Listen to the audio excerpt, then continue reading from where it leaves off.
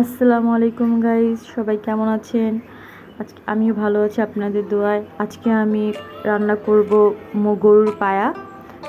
প্রথমে আমি গরুর পায়াগুলো ভালো মতো গরম পানি করে ধুয়ে নিয়েছি। পরে আমি দারচিনি, এলাচ, তেজপাতা, হলুদের গুঁড়ো, মরিচের গুঁড়ো, ধনিয়া গুঁড়ো, তারপর স্বাদ মতো লবণ এগুলো দিয়ে দিয়েছি। পরে ফুটন্ত গরম পানি দিয়ে দিয়েছি। এটাতে একবারই পানি দেওয়া যায়, একদম পরিমাণ মতো একবারে পানি দিয়ে দিয়েছি। তো এটাকে আমি এখন 5 থেকে 6 ঘন্টা জাল করে নিব।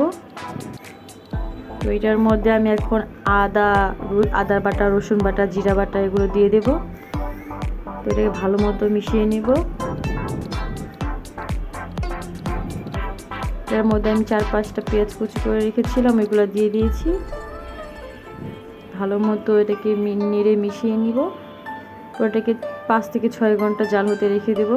এটাকে লো হিটে না, একদম হাই হিটেই হবে না, কিছুক্ষণ হাই হিটে জাল করে বলক তুলে চুলার জালটা কমিয়ে দিয়েছি। আস্তে আস্তে এটা 5 থেকে 6 ঘন্টা জাল হয়েছে। তো এটাকে মাঝখানে আমি হালকা হালকা করে নেড়ে দিয়েছি। 4-5টা কাঁচামরিচ দিয়ে দিয়েছিলাম উপরে।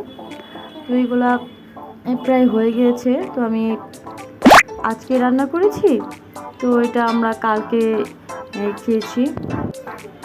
তো খাবারের ভিডিওটা আমি নিতে পারিনি। এটার টেস্ট খুবই ভালো ছিল, আপনারা ট্রাই করে দেখবেন।